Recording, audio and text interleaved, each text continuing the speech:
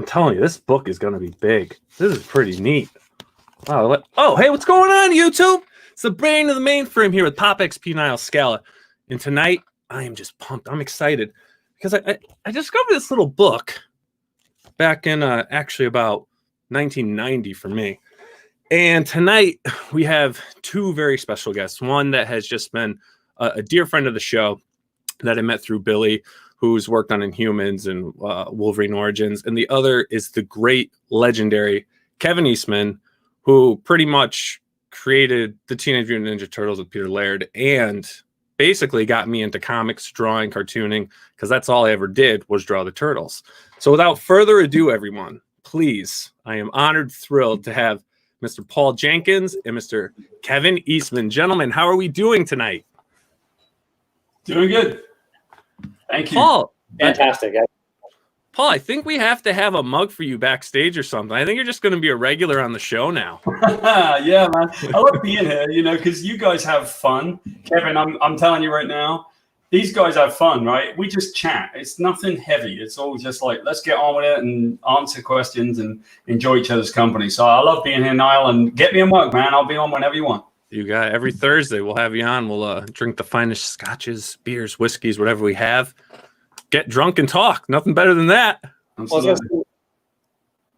What's that, Kevin? Hey, look at all those amazing musical. Look at all those amazing musical instruments around Paul, and we know he's talented and gifted. He has an amazing. I've heard him at karaoke. He needs to write a new theme song for you guys. He could be like, it'd be like a big orchestration sort of. Oh yeah, I can do that. We could do it. You need a drummer? No, I play the like, drums. Yep. Paul and I just finished it. Awesome. Cool. But yeah, Paul and I just finished, wrapped up. How many episodes did we do?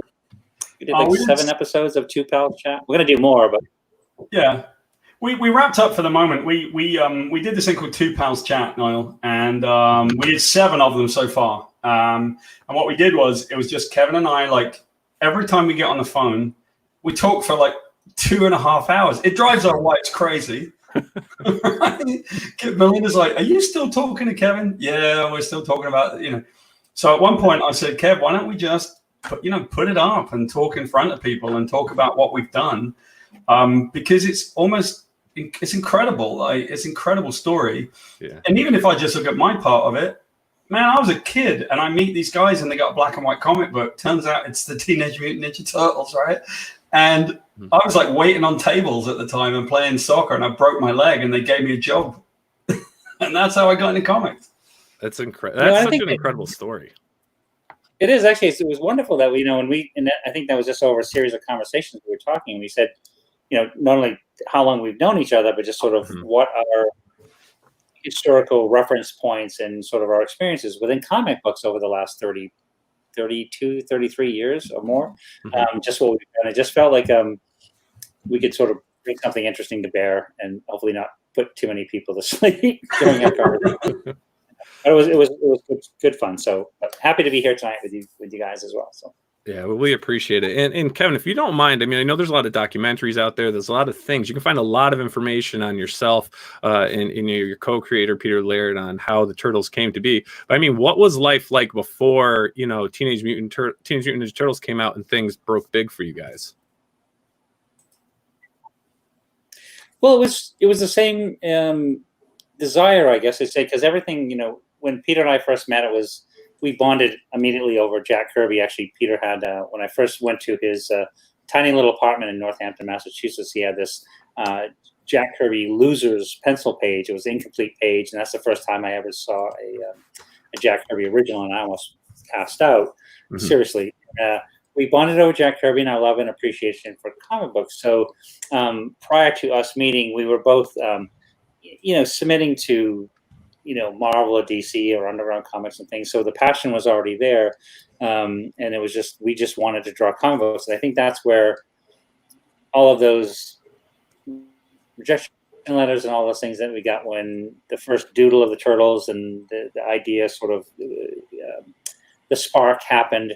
We just decided we want to follow in the path of some of our underground self-publishing inspirations like Dave Sim and things like that, and do it ourselves just because we wanted to be in the business that badly. So that was our start. Now, just so you know, Kevin, when our show started, it was originally called Crowdfunding Comics, and we really focused on independent creators trying to do what you guys did back in the early '80s with your own independent stuff. And what is your take today? And I know you've dabbled in Kickstarters and stuff just as well as you, Paul. What do you see the advantages today for someone trying to produce their own independent comic versus when you guys first really dabbled in your first book? Well, let me start and then segue into some of Paul's successful Kickstarters, because it is one of the things that when we did our first issue of the Turtles, our first early version of crowdfunding was my Uncle Quentin. And we literally put together a business plan of sort of, we had researched and we found printing prices and we had costs and we had sort of everything that we were like, we're going to produce this book and we need a loan for $1,200. And if we produce them at this level and we sell them at this level, we can pay you back plus interest. And even that look on his face where I don't think he actually believed would actually sell enough copies to pay him back, but he had enough faith to loan us the money. And then, a long time span between that first thing in 1983 and self-publishing in 84. When I did my first Kickstarter in 2017 for Drawing Blood, it was the first time I felt like this took me back to the place that I was looking for that same experience, to have full control, full editorial control, and everything over the idea that I did with Uncle Quentin. So our 2017 kicked off a new series we did called Drawing Blood.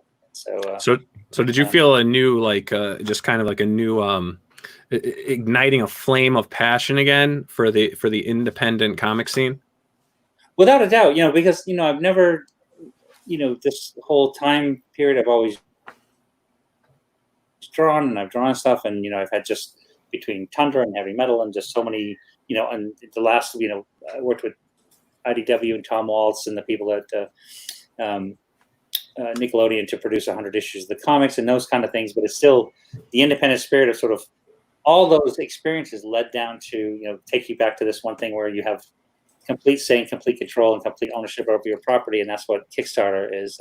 Such a beautiful thing to do that your fans come on board, they support your comic and they support your creation. And then you have complete say over what happens with it. And so that was what a gift.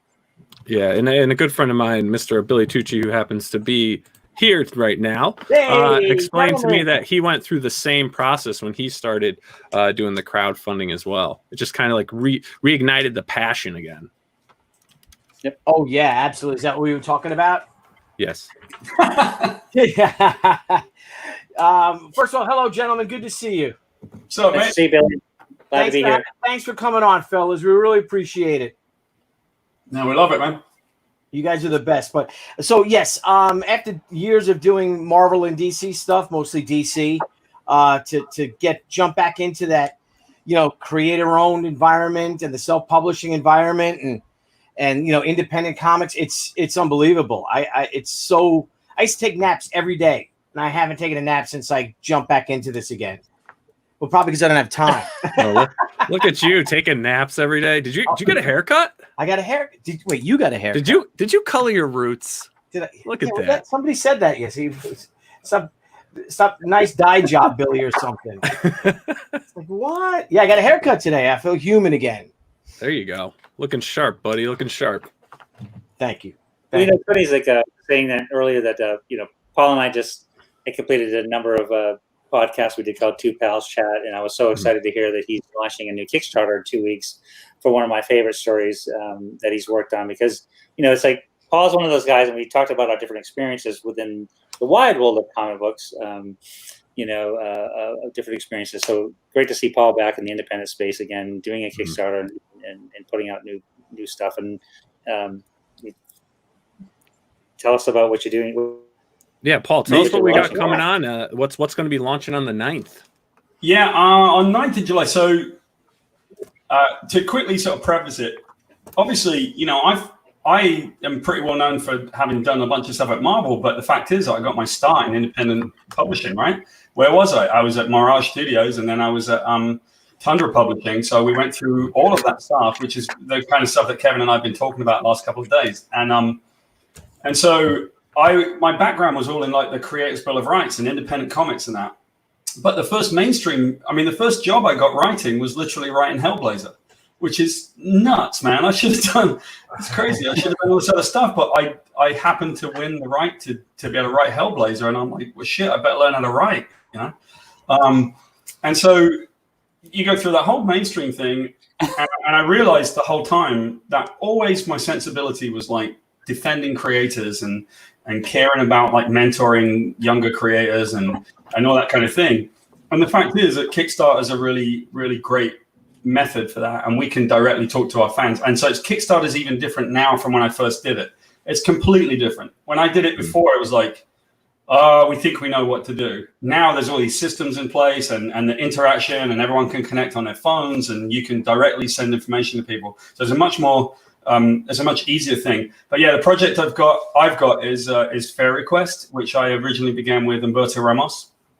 And I can screen share whenever you guys let me. Whenever you want, yeah. Okay, let's see if it lets me do it. Yes, it lets me do it. Okay. I'll show you a little bit of what it looks like, because then that makes it easier for you to understand. So here it is. Here's Fair Request.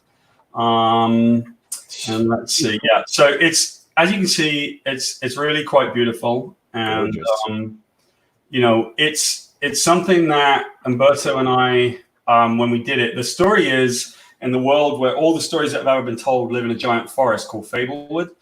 And Red Riding Hood of the Wood and the Wolf are supposed to tell their story, or they get their minds wiped. But they become best friends. And so they don't want to tell their story anymore. So they try to escape along the yellow brick road to freedom. And they're trying to escape from this guy in the middle there, Mr. Groom. And just to give you a sense of like how beautiful this thing is, I mean, if I just show you a few pages, you know, you get it, right? Yeah. One thing that's really cool for us, what that's really good for us is here's Rapunzel, by the way. She's insane. She's like Medusa from the Inhumans. But one thing that's really great about it is our colorist, Leonardo Olia, his color choices and his palette and all of that stuff is really incredible, right? So Fair Request, we did the first one. We did the second one. And I will tell you, I was published at the time by Boom, and Boom really kind of dropped the ball on fulfillment. And, they admit it. They said to the fans, we're very sorry. We kind of messed up. But it was very difficult. It's kind of heartbreaking to me, because I didn't like the idea that we weren't anything but amazing for the fans. And people were not getting their books, and they weren't getting responded to properly. And it kind of broke my heart. And I wasn't sure if I ever wanted to do it again. But I have my own company now, Meta Studios. And I'll never let anyone touch my Kickstarter ever again. So when we're coming, we're going to do book 3, and we're launching on July 9th. I'll come back on the show, I hope, right around the time. And I've got the new artwork. I've already got a bunch of it.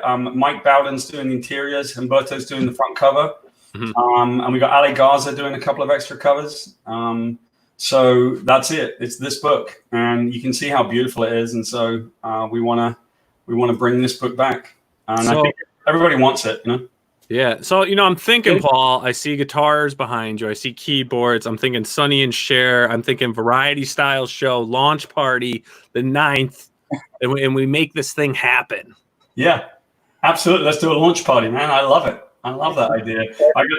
We'll put some music together. We'll show you all of the exclusive new stuff, because we got new pages from Leo and Mike Bowden. We got a new cover from Humberto. And we really appreciate it, guys. I mean, with you guys helping us kind of launch it, obviously people get to see it. And then hopefully what I've always known is all I ever need to do at a show is to show somebody this book, and they buy it. And I'm not kidding. I got like 100% sale rate. All I do is just show it to someone, and they go, I love it. Oh, my God. And the best part of it is you can give it to a little girl who's 5 and just go, hey, Red Riding Hood of the Wolf are best friends. And she's like, oh, you blew my mind.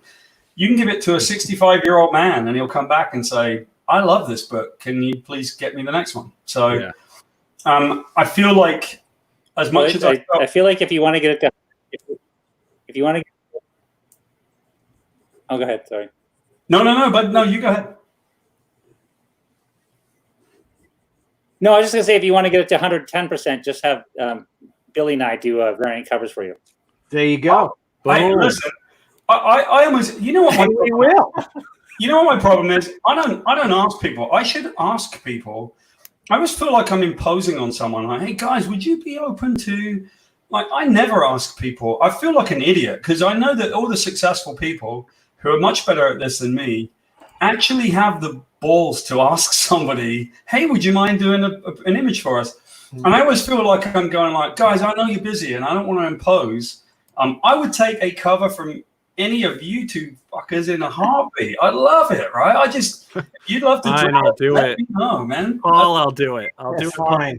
It's flattering. I'll take an interpretive dance. Break our arms, twist our arms. You know, hey, people say to me, "How did you get Frank Frazetta to do a cover for She?" I said, I called him up and I asked him, "Hey, Frank, you do a cover?" And he's like, "Yeah, sure." Damn, I would love it if you guys did it. If you're serious, like I'm like, yes, please, shit, I want that. I know that artists do look at it, right, and they love the material because it's very different from probably much of what people are doing, right? It's using fairy tale characters. But thinking of Kevin's go at this content and Billy's go at this content, and I can think of 100 people. You know, imagine, I don't know, we were talking about Bill Sienkiewicz the other night. I should call Bill and go, "Hey, Bill, have a go." You know? Although to lose, I could say, "I'm sorry, I'm busy." Well, there's a cautionary tale with Bill, and I know that Kevin knows this one really well. What was it that happened, Kev, when somebody said to Bill, "Could you do?" Oh, that's right. Could you do Judge Dredd in Oz? And they meant Australia. And Bill did this really famous cover, right? And it was Judge Dredd, and he's in the foreground down the yellow brick road, and he's waiting for Dorothy and Tim to come, and he's going to blow him away because he thought they meant Oz, like the Wizard of Oz. Yeah. And so I don't think they could use the cover, but it's one of the best images I've ever seen in my life. Well, you know, couple quick things. One, you know, Billy's one of the best creators, one of the best artists in the business, so you should definitely have him do a cover. And then with the Sienkiewicz story, it was really funny. Like you said, this cover was never published, and it was like an Australian publisher called up Bill and said, you know, we want to shut up, Judge Dredd in Oz, and you know, Oz being Australia, which you just explained, but he thought it was the Wizard of Oz, and the cover was never published, and it was one of those things I held on for the longest time because I thought it was just an absolutely beautiful piece, and it was such a bizarre piece of unpublished history that I think the world of Bill Sienkiewicz anyway. He's a great guy. Yeah, Bill. So last night, guys, you know, Kevin and I had a chance to tell the story of Big Numbers, and we'll get to that in a minute because it's the first time that we've ever talked about it, and it was very cathartic for both of us to some extent, because no one had ever known what that was. No one never knew really the true story because we watched a bunch of people say a bunch of stupid shit about it, but it was never true. And so we went, listen, man, 30 years later, let's just tell everybody what happened. Anyway, yeah, there's my book fair request. Kevin's got Drawing Blood, and I asked him last night, what have you got coming up? And he went, don't pressure me, man. Don't pressure me. No, it's funny. We had when I went back to self-publishing, and we touched on it a little bit earlier before we jumped on, which was, you know, embracing a Kickstarter and reaching out to some of the fans to do a Kickstarter to take you back to that homespun feeling that, you know, Peter and I had when we borrowed $1,200 from my uncle to publish the first Turtle issue. We were the writers, the editors, the letterers, all those misspellings in those first couple issues of mine because I did the lettering. But when, you know, I did the Kickstarter, it was it took co-creator David Avalone and I, and then series artist Ben Bishop and the amazing Troy Little, who did supplemental artwork to the series. It took us right back to whatever story we wanted to tell within this story, which is a completely fictional, semi-autobiographical story set within the world of comics. It's kind of like our love poem to all things in comics and all creators, and a bit of Spinal Tap isms and references that we'd all sort of get. But you don't need to know the business to understand the story of what we tell. But we were the ones in charge, and that was the purity of that was what made the story so wonderful. And so we did the entire series was designed to be 12 issues. And so with the first Kickstarter, we raised the money to do the first 4 issues, plus the quote-unquote comic that started it all, for this fictional 2 brothers, Shane and Paul Bookman, who created the radically rearranged Ronin Ragdolls, 3 samurai cats named after famous Japanese animators. So we did 5 issues of that, and that was 2017. And 2019, we did another Kickstarter to raise the money to do the next 4 issues, plus a 2-part series that was based on the fictional animated series based on the Ragdoll and so on and so on. But the main thing is, like, if you haven't read it, you can go to kevineastmanstudios.com and you can see all kinds of free stuff and behind the scenes and all that stuff on that. But it's a completely fictional true story set within the world of comic books. You all exist in that world. I exist in that world. So it's a fictional character that exists in the world that we know so well, we love so well. So we spin a bunch of tales that were anecdotes of stuff that I heard from different creators over the years to my own experiences and stuff like that. So it's kind of like a meta kind of thing that you'll dig it. So now, when the COVID thing hit and everything kind of shut down, I remember you guys were posting on social media that you guys were putting up, I believe, issue 1 or volume 1 up for free download. Yeah. Is that still available?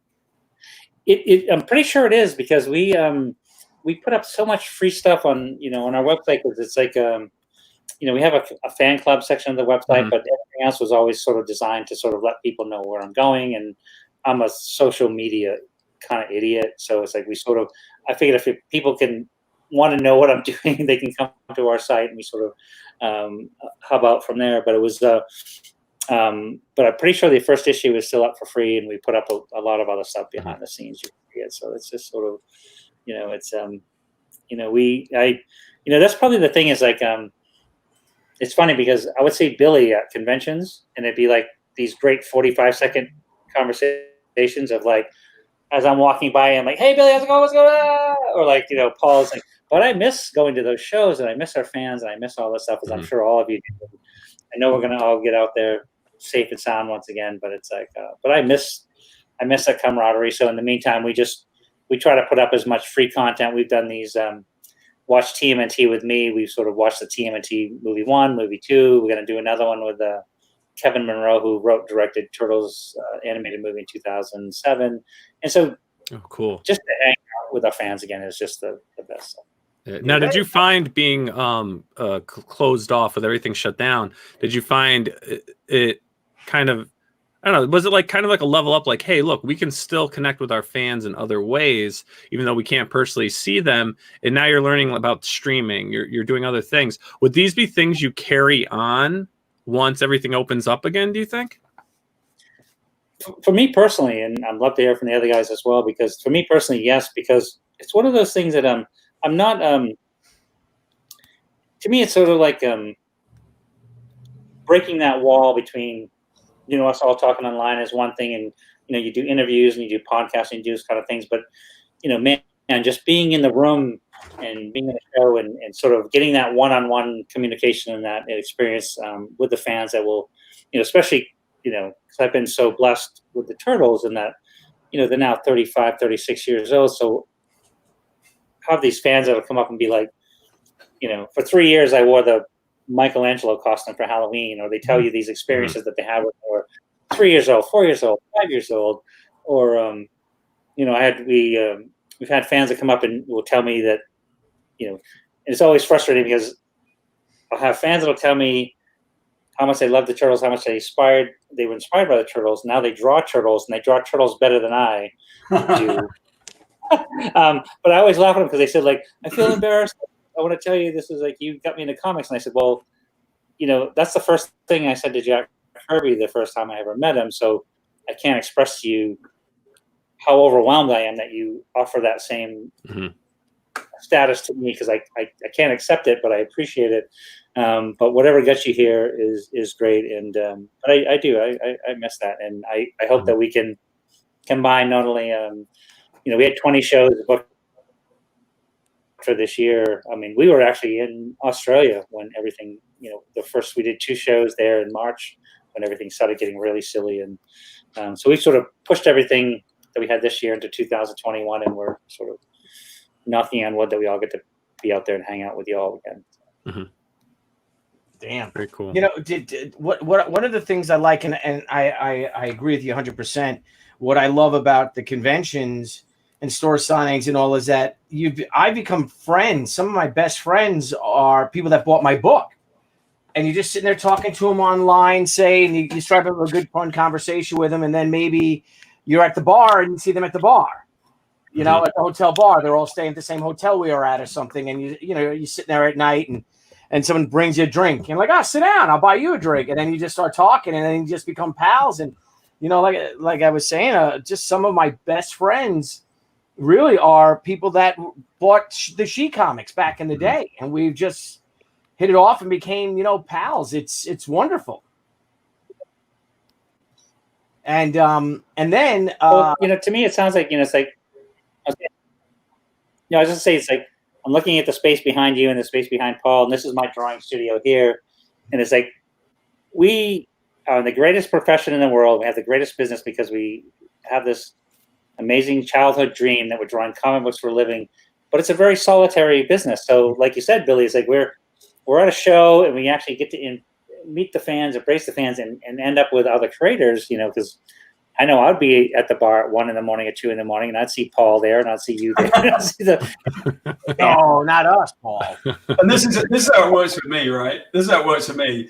Around about 1 o'clock, because I'm a horrible insomniac anyway. So around about 1 o'clock, I'm going. I'm going to bed right now. I'll be in bed. And around about 3 o'clock, I'm saying, I'm going to go to bed in a minute. And then around about 5 o'clock in the morning, I'm like, no, I really should have gone to bed, right? Because that's what conventions do to you.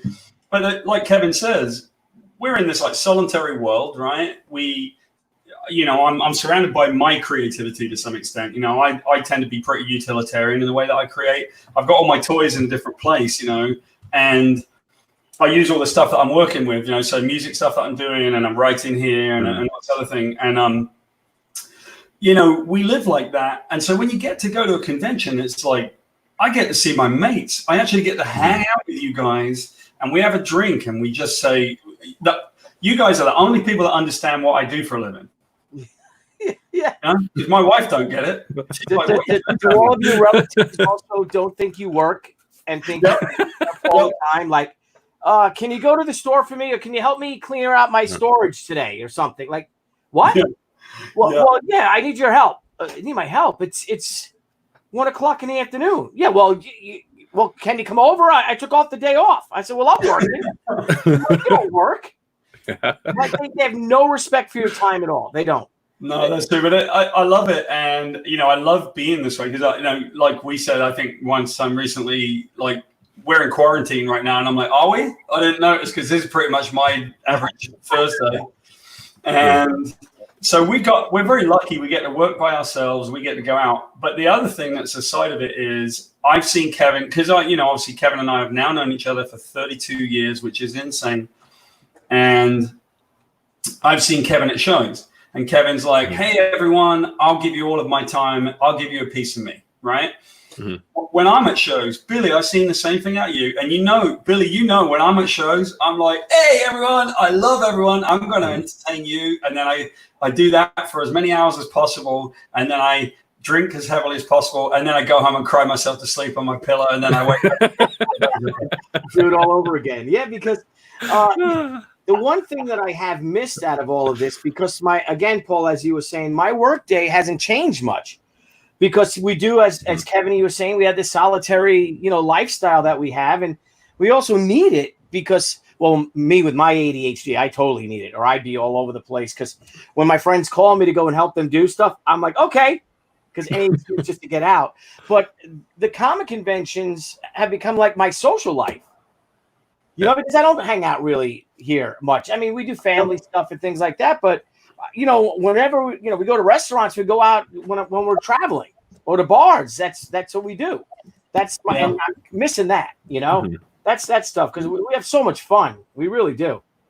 We do. We're lucky, and it really depends. I think the difficult thing is, I find it easy to deal with fans, right? I think you do, Kev. I think you do, Bill. Niall, do you get to do much now? Do you interact with fans of this and all the stuff you're doing, or not yet? Well, we started to, and we actually, what kind of stinks is we had our convention schedule lined up, and Frank Amazing, who's actually my brother-in-law, he scheduled everything, so we were pumped. But I mean, the show the fans are messaging me all day long. You know, hey, check this out. What's this? How you doing? And I talk to them and stuff. So we've developed a really cool fan base, and we probably have. I'll be honest. I mean, it's not huge, but we probably got a good solid 60 people that I will hear at least from one, like at least maybe half of them every day, but I will hear from all of them throughout the week.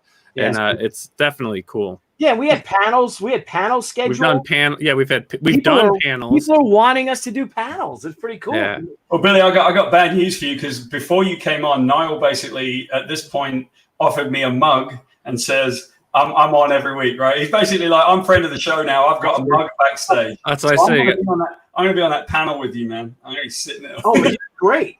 He's got the mug backstage. He wanted the cheese puffs, and only the green M&Ms are there because we read the contract. We know what's there. Well, I'll tell you, there's one last thing. You always throw into your rider, you throw in the unreasonable shit, so they give you everything else. So I said a fresh armadillo every Tuesday.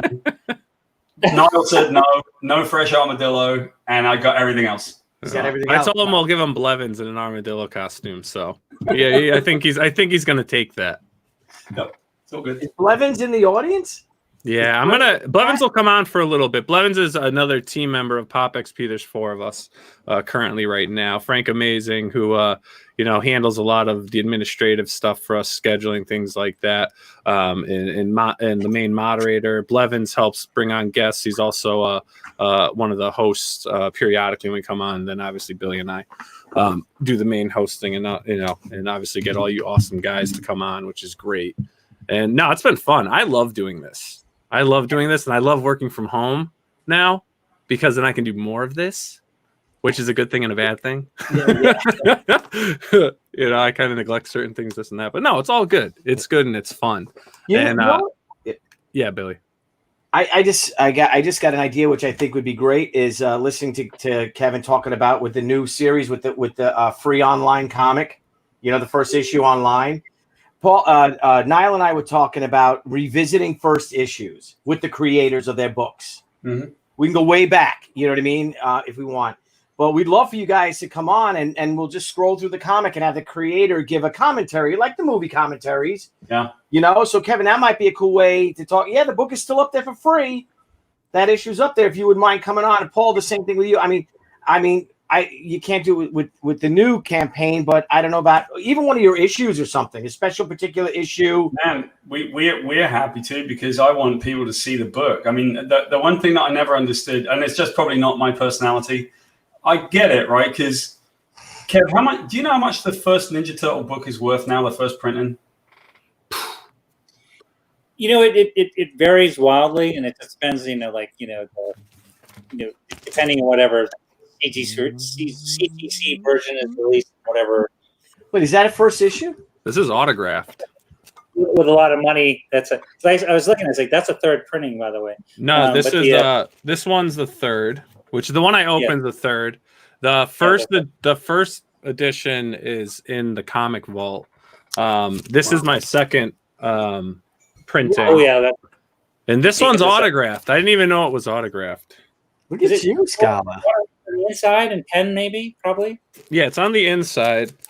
And my buddy Rich owns a Comic Cabana in Connecticut. It's one of the oldest comic shops.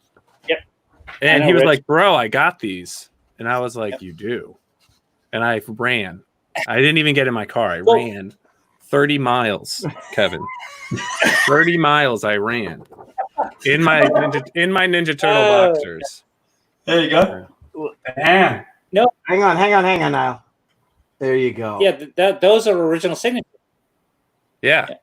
Wow. Could we do? That's fantastic. You're telling me. Could we do a first issue? Why I was asking was because. Yeah. I'm like leaning in, like, yes. I know. I want to get. Can we do a first issue review of Teenage Mutant Ninja Turtles #1? How crazy would that be? It would have to be. Absolutely. We'd have to look at the third. No, I've got. Third. Well, can we get a digital version of it? I mean, it's obviously on Comixology or something, right? So maybe we could do that, and we could show, and go over your experience with the very first book. Yeah, man. I've got original notes. I've got original notes. I've got original layouts. I've got original stuff that stuff that's rarely been seen on any of that stuff. But I love it. No, and it's funny. I was asking, like, where was signed when you showed the book, because all the earliest books, remember in the early days when we signed comics, fans always had to sign them on the inside. It was either on the inside first page or on the inside front cover. It wasn't until, what do you guys think? Was it probably mid 90s, early 90s? Early 90s, yeah. Yeah, when we started signing stuff on the cover, because then it was around the time that they were introducing CGC and stuff like that, and people wanted to display them as a signed thing and then not have people open them. But I just remember, like, when we signed them in ballpoint pen, you could see the ballpoint pen would sort of push through the cover. Yeah. Oh, it was a character's nightmare, I think. Now, would you be able to age? Could you guess maybe when you had signed this, based on the style of the signature? This is definitely, yeah. That was because we signed on the inside, probably within the first. Let me see. That came out in '84. Probably within the first 6 or 7 years, everything was signed on the inside front cover. Oh wow! And then after that, as sort of things went on, and we had the evolution to, say, metallic pens and things like that, where you got line on the outside, and then people were just more protective, because it was still sort of it was a book that was like, hey, it's the first printing, we don't think it'll ever be worth more than $100, but let's get it signed anyway, kind of thing. So it's the value's incredible of what they've gone to. I mean, even the second printing alone, I mean, are now hitting some crazy numbers that they weren't only a few years ago. And I mean, to get a first edition, I mean, what was that? I almost don't want to hear, because I had one once. I had one, and my house got destroyed by a tornado. Oh, shoot! I didn't know that. Yeah, in 2006, Kevin. If you remember, I had been living here, and we were in Roswell, just north of Atlanta, and they had these thing called the Roswell tornadoes, and our house was flattened, and all of my taxes went flying across the entire neighborhood, like the whole thing. And me and Melinda, our son Jack was 3 weeks old, and we found ourselves in the middle of a stairwell in the middle of a tornado with trees smashing through the house. Oh my gosh! And when we finally climbed out, the next the craziest thing, and I'm not kidding. So you've got siding like this, and pieces of straw had gone sideways and stuck in the siding without getting like crushed. So that's the power of a tornado. It would stick pieces of straw inside wood, and it wouldn't even flatten the straw. You figure it would just flatten the piece of straw. Instead, it stuck them in the wood. So unfortunately, we lost a ton of stuff. Books flew from the attic. All the stuff I was storing. Ninja Turtles. So sorry, I think I disappeared for a second. The Ninja Turtles is somewhere across Georgia. Someone might find it one day. How crazy would it be if there was like some comic book fan who was just like standing there one day and all of a sudden, oh, whoa, what is this? You just made that tragedy, just made someone's day. That's good. That's true. I like that. I like that story. We'll live with that one. There you go. Hey, Kevin. Sorry, before I was leaning in to listen to you, and I pushed my keyboard off, and it jumped me out of the stream, and I was trying to plug it back in and all. Have you thought about doing a crowdfunding campaign, a Kickstarter, an Indiegogo on that first issue that you said you have notes and all this, like a really personal, I guess, a collection or a nice graphic novel or something, a premiere edition of just where you guys were at that moment in time? Because you really turned the page of history. I mean, I'm going to be 36 and I'm still a fan. That book came out the year I was born. I'm still a crazy fan of it. And there's only two. I'll tell you, there's two properties that I'm still in love with, that I grew up with. And A, it was Teenage Mutant Ninja Turtles, and then B was Batman the Animated Series. And I can still watch them. I can still do all that stuff, and they've completely stuck with me. And they've been two of the most pivotal things that got me into animation and comics. Just wanted to say that. Just saying that, Billy. Go back to your question. It has nothing to do with what you asked them. Thanks. No, it's always relative. The thing that because we all evolve from a place of inspiration. I would say, actually, the original title for Drawing Blood when I was developing that was called On the Shoulders of Giants, because it was very based on the inspirations of people before that allowed this next evolution of this tradition to happen. But the thing was, it's like one of the wonderful things that IDW has done as a publishing program is we have published a couple collections that would have behind the scenes notes, and they would do sort of oversize and film, either scanning from original artwork and those kind of things, like the artist editions and those kind of things, which are just tremendously lovely. And they did one that showed all the original layouts that I did, but not all of the notes and that kind of stuff. But Scott Dunby and I had actually planned for this year at Comic-Con that we were going to do a 450-page book, because, I just want to say this correctly, is that without Peter and I working together as co-creators of the Turtles wouldn't be the Turtles. But when Peter and I would work together, is we would talk out the idea, talk out the story, and I would write things in longhand. But then I would do the basic layouts for all of the series. And so each of the layouts, and some of them on typing paper, some of them on yellow line paper, some of them more detailed on just regular paper. I would do the layouts in detail, and then would sort of would enlarge them and light table them. And that's what we produce the final artwork, which we both pencil together and we ink together. Oftentimes I would letter, which is where all those terrible misspellings came from. Like if you look at the display of Michelangelo on the one shot, I spelled it as Michael Angelo. But we're going to do this collection of some of those rarities, some of those bits for the purists, because to me it's like I'm not sure the same for Billy is an amazing artist that he is, and I love Sergeant Rock, and so many of the Sergeant Rock was, when I was a kid, Sergeant Rock was my jam, bro. I have out of all the comic books I have in my collection, I have more Sergeant Rock comic books than anything else. But Haunted Tank. I actually bought an M35A Stuart light tank because of the Haunted Tank.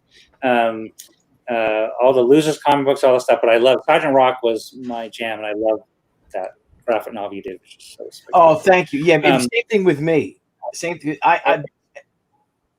The thing is that we wanted, because I started to befriend a lot of these veterans of this battle. That was just so amazing, especially the Japanese American soldiers that were largely forgotten in history. People don't realize of how much they sacrificed, for another's freedom, while their own family members were behind barbed wire, guarded with machine guns. And they and I approached Dan DiDio about it, and I approached him with the idea that I told him the pitch, and at the end of the pitch he was crying, but I wanted to talk about that I couldn't do. I'll never do Joe Kubert. I'm not Joe Kubert. No one's Joe Kubert. But I wanted to do it almost like a documentary, and get all the things right, all the uniforms, all the Germans with the exact ribbons they would have and badges that they would have for the campaigns they were in, etc. And because the veterans were so engaged in the story, and they helped me so much, they assisted so much, and so much of the words and the dialogue is actually things they said, that they had spoken, that was written down in the general and all. And I wanted to make a real honest depiction of the U.S. fighting man in the war. And it kind of worked out for us. It was great. It was one of the great career moments, of my life. It really was. It's a gorgeous book. Just to further that, I'm going to berate it a little bit more because I love it so much. I was very lucky in my life that I got to meet John Severin, and the greatest. Even John Severin was inking Dick Ayers on the Sergeant Fury books when he was doing the Loser stuff and all this stuff. But I have the original art for My Brother, My Enemy. Oh, cool. What? I'm talking about. That is the most awesome, which is sort of like, some of the basis, some of your idea.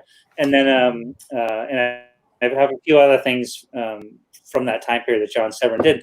But that was the thing that's like that time period, certainly with the kinds of stories that Kubert was crafting with, guys like Russ Heath, himself and Russ Heath in that Make War No More period of war comic books, even the the zaniness of Weird War, which I love so much. Yeah. But the haunted, it's like those kind of that period was like it was not only like all those rabbit Robert Kanigher stories like White Devil, Yellow Devil.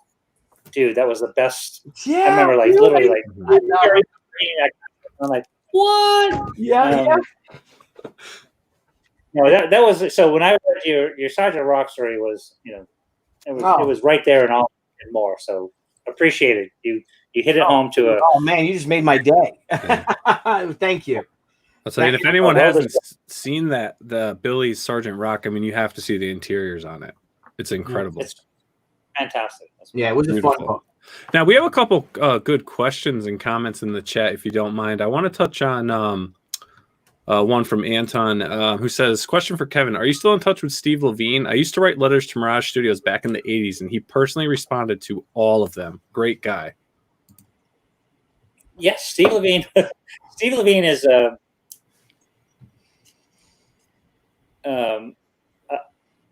he's such an amazingly talented person.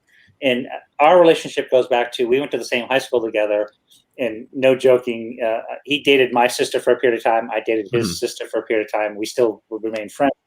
But he was the guy that took over lettering for me, which was fantastic. He's a fantastic artist on his own. He did a lot of licensing art, coloring work. He colored a lot of those, most of those first comics color collections that we did back in the day.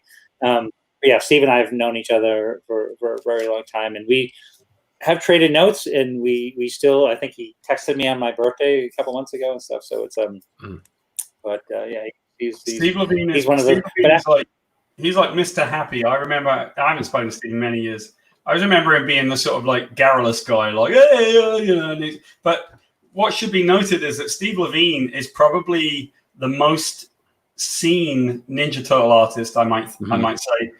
Because he's if I'm not mistaken, Kevin, isn't Steve Levine's one the one where they're standing there that we used on almost all of the products and you still see to this day? I think maybe where they're just coming out of the sewer. Is that Steve Levine's? Because I seem to think it was, yeah. Is it that? Yeah, no. Way before then. But no, it's very similar. It's like Steve Levine and Ryan Brown, but Steve Levine did a lot of those. But what's funny is as much as every time I wrote Donatello, especially in the early days, I always thought of Peter Laird, who's our, just one of those guys that got the first Commodore 64 computer, the Atari. And I was like, well, these might catch on someday, but I doubt it. But Steve Levine in high school, he was our Robin Williams, so he was sort of like one of the guys that would like, somebody would start a joke and you'd sort of beat it into the ground to a certain point, and you were over that joke. But that's where Steve's starting point was, and his sort of start the joke and tell it more. So he was my inspiration for Michelangelo. So a lot of times when I wrote stories with Michelangelo, I think of Steve Levine's. Oh, very cool. And then Hero and Burr, one of our moderators, asks, be sure to ask Kevin about buying and publishing heavy metal for the past 2 decades and how he's still involved with it. Heavy metal was an absolute one of those like discoveries, and I'm sure Billy and all of you guys have had that moment where the heavens part and the angels sing and this light comes down. And I remember buying the first issue of Heavy Metal off the newsstand. It was around the time that in 1977 when I bought it, was around the time I was kind of leaning out of comic books because I loved them so much, but they were still Comics Code Authority approved, and they were written for a much younger audience. And so suddenly along comes Heavy Metal, and we had like, Vaughn Bodie, Richard Corbin, Mobius, Bilal. So you not only saw underground, American underground comic artists sort of finding a mainstream voice with heavy metal, and then all these European artists, and it just reminded me that comics as a whole was a storytelling medium that you could tell any kind of story, past, present, future, any age group, any audience that you could tell.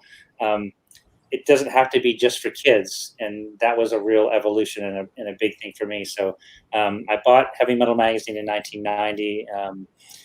It transitioned to a new ownership within the last 2 years. I still have ownership position in the company, but there's a great bunch of guys that are running it, and they're still committed to the love and passion of what heavy metal has meant to all of us over those years, where it was still a voice for material from European artists, but as we went more global, there was a lot of South American manga inspired. It was a kind of a global interpretation of different art stuff in the magazine. So I'm still part of it, and I'm still proud of it, and it's still an inspiration to me. So. Oh, very cool. That's cool. And then I got two more questions, and we'll get back onto some of our other stuff. Brian Blevins, who will be joining us in a little bit, he asked a little while ago, Kevin, whose idea was the Turtles Batman crossover and movie, and did you have a ton of influence? Oh, it's such a here's the pitch. Here's the truth. All right, everybody, buckle up. It's funny because when I was growing up, my first full integration of all things Jack Kirby was DC Comics period, and in particular, I grew up in a very small town in Maine, and to me, Commandy was the shit. Commandy was the best thing ever. For a 10, 11, 12-year-old boy, that was like everything that we ever dreamed about. I thought all my sisters and cousins were all mutants, and it was like the first movie I ever saw in a movie theater was Planet of the Apes. So when Commandy came along, that was like the thing. And so fast forward to when Dan Didio was still with DC, I had this brilliant idea because Pete and I did a Donatello one-shot that had this character named Kirby in it, who created Kirby and the Warp Crystal, and had this influence of this Kirby character, and he went into this magical world that he created. And so my inspiration was to sort of spin off that and do a TMNT Commandy crossover. And so I pitched this idea. I've got like the picture of that the famous I wish I had it right here. The issue 1 of Commandy, where Commandy's in the raft with the Statue of Liberty in the background, where I got Commandy and all 4 turtles in there and all these stuff.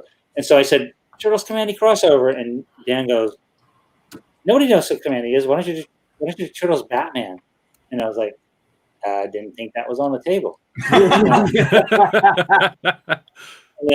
And so that was the spark and started the evolution of the conversation. So IDW, powers that be at IDW and DC wisely hired James Tynion and Freddie Williams, and who wrote a great story and did a great series, and we ended up doing 3 of them. But and I loved it. I was a very small part of all of those, but I still want my Turtles Commandy crossover. Make it so. Make it so. Make it so. You're Kevin F. and Eastman, man. I was just gonna say you're Kevin F. and Eastman, bro. Just freaking. You're just gonna go in there and be like, "This is what we're doing." If you got a problem, too bad. There you go. I gotta tell you though, it's funny because speaking of Ben Bishop, right? I think the first time I met him was maybe 2015, I believe, or maybe 16. But he was one who was like, "Oh yeah, IDW's the Turtles, the new series and stuff," and that's what got me into it. And I think it was maybe just like I think they were up to like issue 8 at the time or something. And I'll tell you, man, I jumped on that and I stayed with it, and boy, did that bring me right. That really brought me right back into Turtles. I mean, what you guys are doing with the IDW series is freaking phenomenal. Well, I'll first and foremost, thank you, and thank you again. But I point all credit to Tom Waltz. Tom Waltz was the head writer for the series. He wrote all 100 issues of that, and like I always said, like Tom loved the Turtles so much, and what he did with that series, what he created as a platform to tell stories from. It was like the first time I was sort of like he's in the driver's seat and I'm sitting in the passenger seat, and watching him spin these stories. Look, we had bi-weekly meetings, and I would throw in my 2 cents and would discuss everything. But he wrote all 100 issues, and that credit is like it's just unheard of, and that's why Tom and I are working on a really interesting story right now, which is it's called The Last Ronin, which is based on a 1987 story that Peter and I wrote together. We did a 20-page outline that was set 30 years in the future, which would have been 2017. They're crazy, right? And so I found this story about 2 years ago, and Tom and I were looking at what things we'd like to do together after issue 100. And so I brought Tom into this. I said, this is what I think. And I sort of did a first pass on, maybe we do it as a 5-issue, maybe 200-page, 40 pages each sort of idea. And we expand on what Peter and I originally thought of. And that's what we're working on now. We're almost done with issue 1, and we've broken out to other issues. But we're adapting it as faithfully as we can to every single thing that Peter and I wrote back, 33 years ago, 34 years ago. And so that's them. But Tom Waltz is responsible for the success of that IDW Turtle series. It's to me, it's like, remember, like, and I'm gonna go off here, and I know that both Billy and Paul are gonna relate to this, is we love Jack Kirby and Stan Lee's Thor series, but when Walt Simonson was doing Thor, oh yeah, that was the one, right? That was like, that was a series that so to me, I equate what Tom did with the Turtle series to be that definitive series like Walt did with Thor. It's a beautiful series, and that's his fault.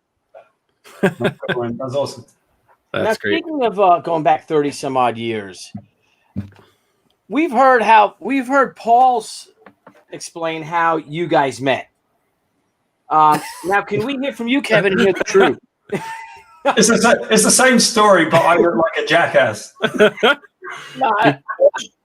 He just doesn't want me to mention the sex worker part of the whole thing. Hey, listen, man, don't judge me, okay? I told you this for 32 years. Don't judge me for what I did. Plus, I was never formally charged, okay? Hey, like my mom says, when you got the hips, fellas, use it. Whatever you can do to make money. Tell him, Kevin. Tell him how we met. It's the same story I've already told him, but go on. No, it's great because it's funny because the first office that Peter and I could afford was just above this local neighborhood bar called the Iron Horse Cafe, which they would have like just the coolest and the greatest blues artists. And let me just interject something. They had everybody, Cowboy Junkies. They had Lyle Lovett. They had everybody come into that tiny little place, didn't they? Oh my God! It's like Roy Buchanan. They had not Terrence. Blues artists. They had like just every imagine. It was like because Northampton was it was a college town, but it was a small thing. But this was the place, and they had everybody you could imagine. That was I remember seeing Robert Cray there a number of times. I remember seeing. Oh man, I was like the Del Fuegos, the Smithereens, the Bodines. You just go down this list of like alternative bands and stuff that was happening around that time. Was just the place, and it was tiny, and it was just the coolest. But it was right below our office, so and again, we had this 4-room office that Peter and I could afford, and so we had one other employee at that time, and so we used to go down there for lunch all the time, and we got quite friendly with Paul because we would be in there all the time, and he's a great personality. So I remember we went in there once, and Paul's on crutches, and he's walking over to us, and we're going like, "Hey, what happened, dude?" And he goes, "Well, I was playing soccer and I got hurt, and I think they're gonna fire me. Do you have any work?" And it was just one of the perfect timing things that we said. It was the perfect time where we actually did need an assistant to sort of answer phones, because it was just around the time that things were literally just starting, not only for publishing, but some of the early licensing stages. But this is even pre-collections, this kind of stuff. And so we hired Paul, and it's brilliant, because I want to add one thing, which is true, is honestly true. Shamelessly, they didn't actually offer it to me. I kind of said, "Guys, I think I'm fucked. Can I work with you guys? Can you give me a job? Because I don't know what I'm supposed to do." And they went, "Yeah, actually, we could use someone." But I actually shamelessly asked them. So I suppose you make your own luck. But I did say to them, like, "Guys, do you need anybody?" Because they were. Yeah. No, so it's so funny because I think back and like I see that almost like a video clip in my mind, but it was just funny because it was you came in literally at that time when things were just starting to, Yeah. It's like you stepped onto, like, the Beatles Magical Mystery Tour. You sort of stepped onto the bus just as it was starting to take off, and it was like, holy shit, where's my seatbelt? I've often explained it to people, Kev, like saying, when you get thrown in a lake and you either sink or swim, because I was 22 years old, right? I mean, you're not much older than me, so you're about like 26, 25, something like that, right? We were like, I mean, I walked in and I think Kevin and Pete were sort of like, we don't know what's happening, but it's cool, right? And I'm like, all right. So I come in to literally just kind of like, actually at the time, I think the very first thing I came in to do, my very first job, was trying to add up the numbers of what books they had sold, because their bookkeeping was so shit, right? So I'm sitting there trying to like work out numbers of sales and what the next publishing was going to be. And I'm just like going through, trying to put shit together, answer the phones, try to work out what's going on. And I will tell you that within a few months, the place was on fire. And I was helping out with different things just because somebody had to, and I happened to be in the office. Crazy shit, right? And then I had a career in this business, crazy. Yeah, I'm sure at that time, I mean, everyone was wearing, everyone had to wear, multiple hats to adapt to the success that was just rapidly growing. I don't know. Go ahead, buddy. Go ahead. No, I'm just saying, like, you have to look at the example of just something as stupid as the first issue sold 3,000 copies. By 1986, we were selling, around the time that Paul came in, it was 86, 87, we started doing some of the entertainment investigation. We were selling almost 100,000 copies of a black and white comic book. And that was like, what?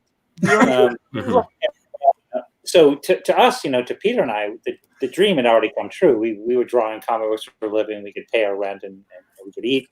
And then around that time that because like the first cartoon series was only a 5-part series when we first started it. And it was one of those things that when I looked at it, because Pete and I worked on the designs, we had full approval over that. We felt like, our heroes like Jack Kirby and so many other people didn't get the chance to have to say over some of their creations that we did. So we wanted ours to be how we wanted to see them. And so when we saw the first 5-part episode that came out in Christmas break between 1987 and New Year's 1988, and we were like, nobody's gonna watch this thing, dude. It was like, this is so crazy. We loved it. We worked really hard on it, but it's like, what a great experience, and it's not going to go anywhere. And then suddenly it did, and then the toys did, and everything. So when it started really ramping up, it was like, from the Christmas of, from January 1st, 1988 to when the toys were released in June of 1988. And this is, Paul was well entrenched in the business at that time, what the company was doing. And it was just like, we just strapped on a seatbelt and held on for dear life. Because suddenly it was like Random House coloring books and toys and costumes and this kind of stuff. Valentine's Day cards. We talked about it. We talked about it one time, and you remember I said, like, I'm a kid, right? So I don't know what's going on. I have come from living with a bunch of frickin' pikeys in Britain in a caravan, and I've come to America, and now I'm literally in America. And from my perspective, I got a British accent. I drive a Blues Brothers cop car everywhere. I wear a leather jacket. I play soccer like 6 times a week. I'm living the American dream. I literally am the American dream, right? So I'm working with the Ninja Turtles, and I've often said to people, don't ever tell me something can't be done. Never, ever tell me something can't be done, because I'm going to tell you 4 words that are complete bullshit. Teenage, mutant, ninja, turtles. Put those 4 words together, everybody will go like, oh, that's stupid. That'll never sell. Really? Right? So I'm living in this, and I'm like, what is happening to my life? Right? Kevin and Pete are running in the office, signing contracts. Like, what are we doing? Trying to draw books and trying to get stuff done. We had Richard Corbin book. Remember that one, Kevin? The Richard Corbin edition of the Ninja Turtles, and that was incredible. And Michael Zulli one, and all of this stuff.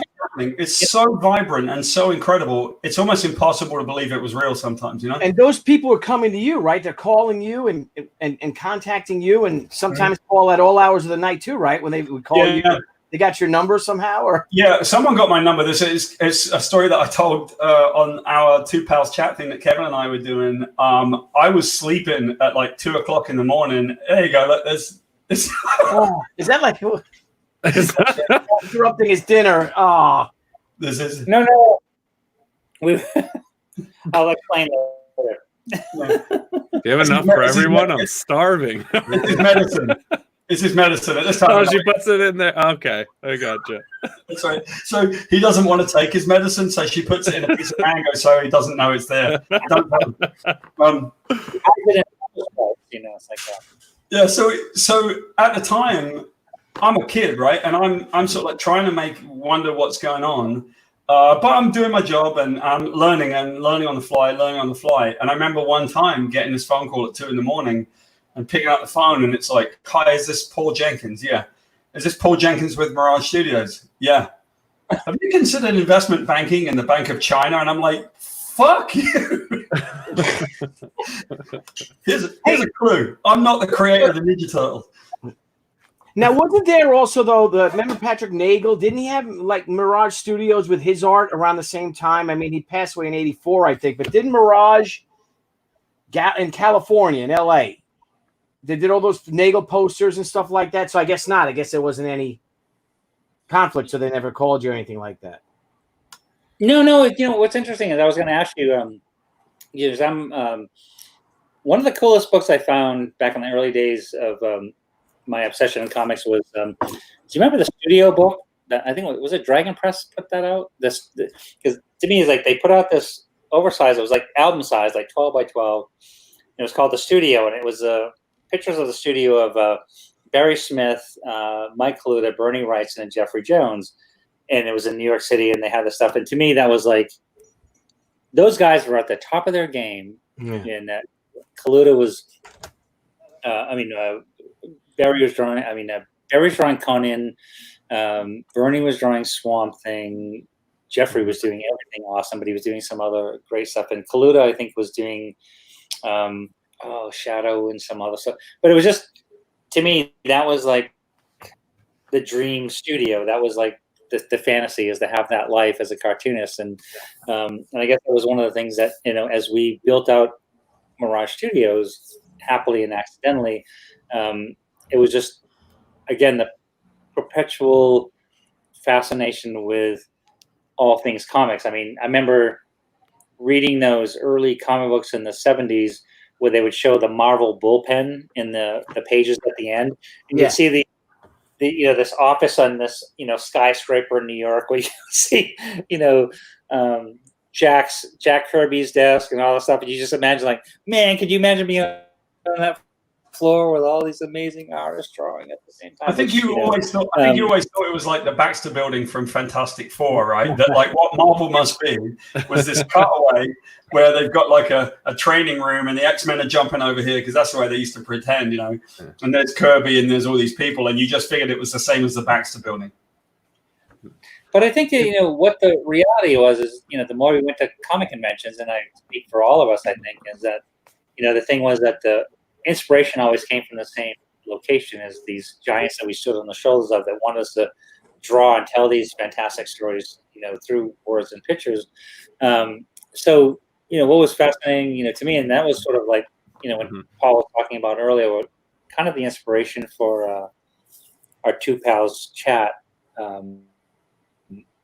series of podcasts was like, we cover about, 30, 32, 33 years of history. And it was like, and when you say to somebody, like, I remember we started getting the first toy prototypes in, Paul was also there, and he was doing publishing stuff. When I started Tundra Publishing, I actually hired Paul away. I mean, I pulled Paul away from Mirage Studios to help run things that we were doing at Tundra. But it's more, in that aside, it was just sort of like the experiences, because I think that, like, I guess when I'm doing a story like Drawing Blood that I'm doing now, it's like, I know that we could include some great Billy Tucci stories in this fictional character we're doing of their experiences within our industry of publishers and fans and Hollywood and stuff. And so I guess I brought it back around to this industry that we live in is the greatest gift and also the greatest frustration. And the bane of our existence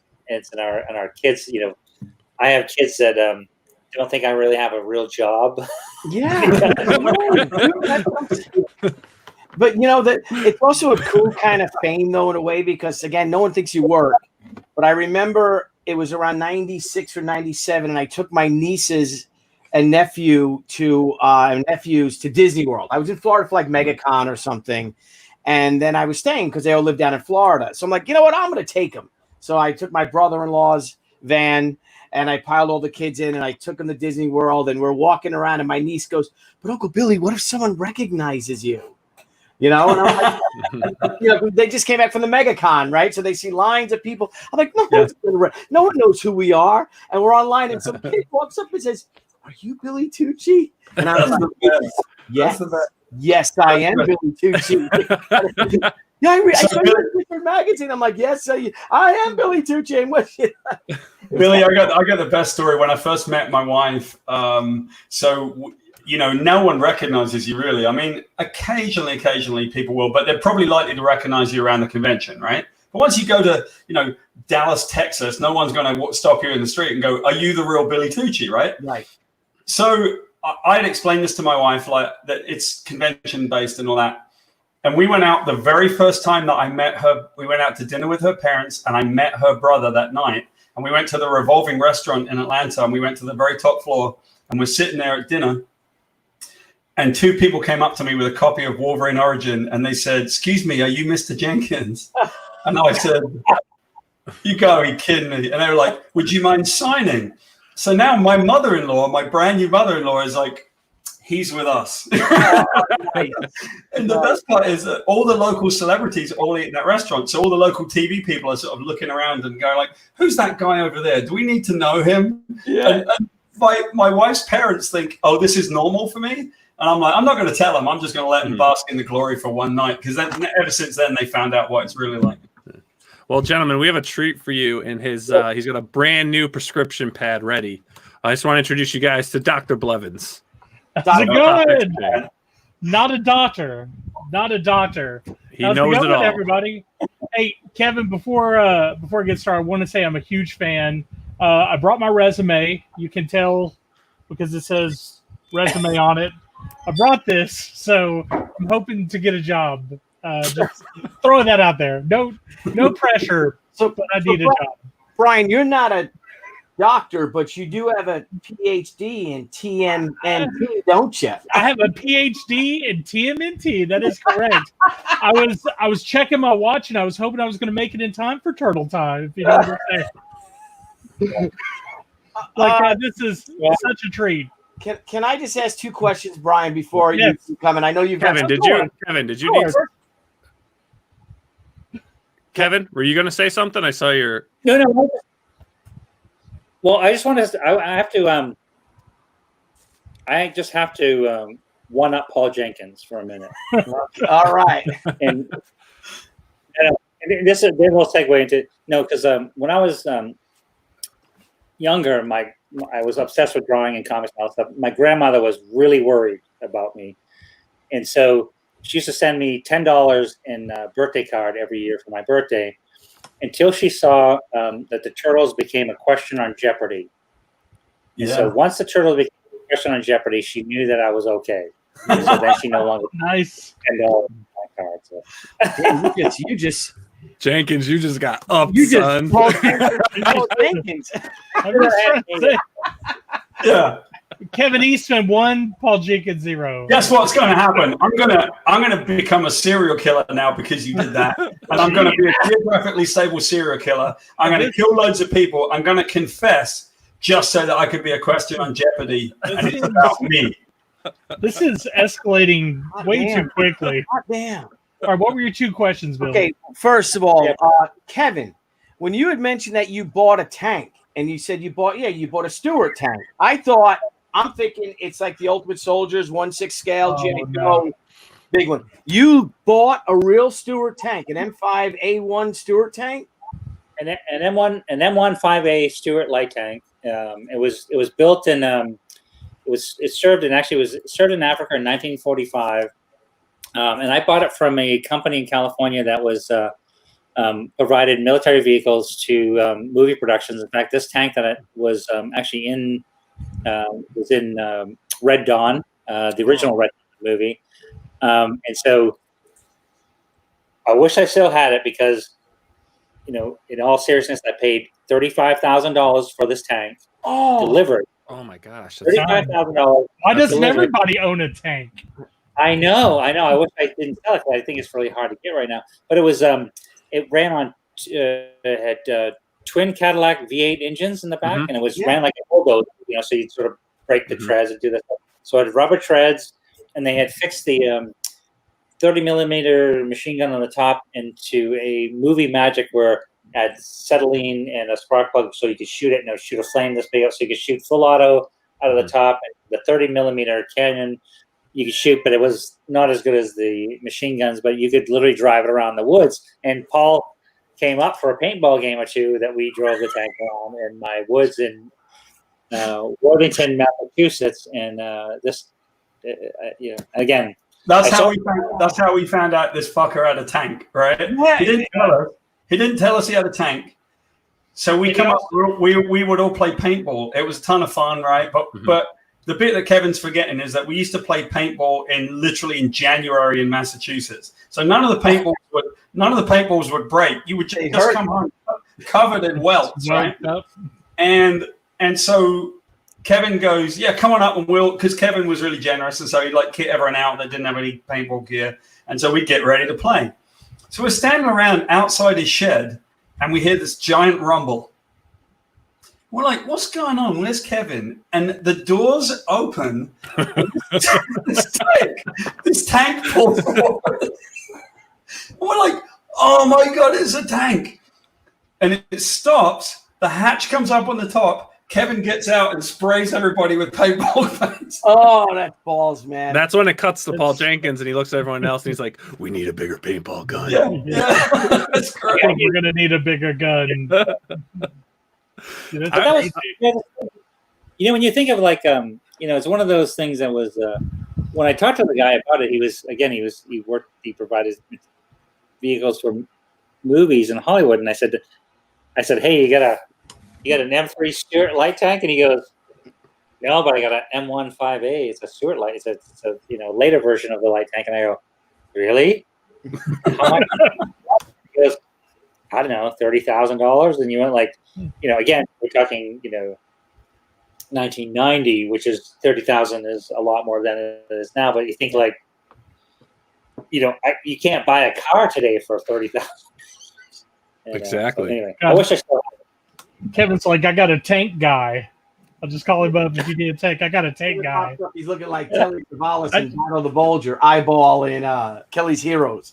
I just want to say. And you had a Batmobile too, correct? Yeah, you do have a Batmobile, right? Or you still have it? Or you did have a Batmobile? Yeah.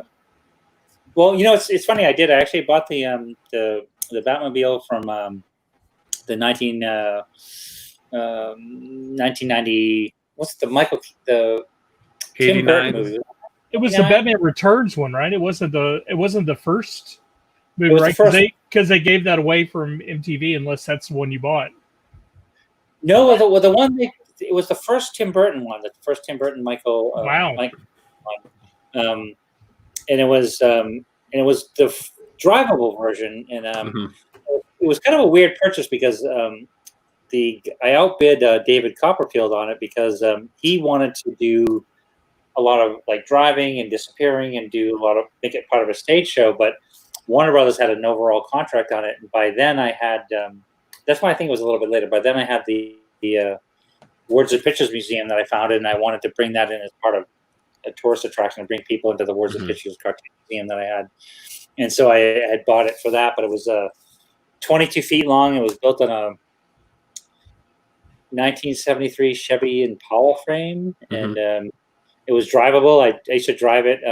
You're supposed to drive it limited for mechanical reasons, so I used to drive around this small town airport. I'd drive it up and down the runway. And my best and worst ideas were always that I bought a Batman costume, and every time that I had too much to drink, I wanted to go get in the Batmobile, put my Batman costume on, and then come down and get a pack of smokes and a 6-pack of beer at 7-Eleven, but I never did. Can I do a timeout? Never say never. It's never too late. Let me do a timeout. I got the best anecdote. So a buddy of mine, Brian Anderson, he was the first triple amputee to survive his injuries in Iraq, right? He's one of my best friends, like my little brother. And he's such a good guy. And when he came down here to the Atlanta Motor Speedway, they did a NASCAR thing, right? So he calls me up and he's like, hey, man, they're getting me to be the Grand Marshal in the NASCAR thing. Do you want to come down? And we get to drive a NASCAR around. Now, you... Like, of all the people, like, think of all the people that would love to drive a NASCAR, and then some fucking British guy ends up who doesn't know anything about NASCAR. So I go down there and we do our thing, and he gets to speed, and it's been modified as well, so Brian can drive it, because he lost both legs, one arm, but he can still drive it and do all the stuff. So then we get to the end of that, and I kind of go into the audience, and he gets to be the Grand Marshal, and this is the funniest story, right? So he drives around up front, and they go really slowly around this entire NASCAR track. It must be, I don't know how many miles it is, but they go all the way around. And then because people have done it before, you got all these kids in little cars, you got other people in cars. They pull him off to the side, and everybody comes onto the infield, and they all drive to wherever their cars are stored. And then they say to Brian, you can go. So Brian starts driving, and he has no idea where to go. No one's ever told him where to park the car. So he keeps driving, and he suddenly realizes he's near the exit of the thing. And he goes, fuck it. So he takes it on the highway. He drives it all the way up the highway, drives it up a couple of exits, and he said he couldn't resist. He drove it through a McDonald's and bought some McDonald's. That's awesome, man. And I brought it back. And I'm like, Brian, man, you're the one guy that could absolutely do that. So there you go. That's awesome. That's awesome. That's incredible. Man, like Peter Palmiotti said, I don't know where I would keep a tank if I bought one. Anywhere you want, Peter. There you go, Bladder. And of course, Lee Ditford has a thing. Of course.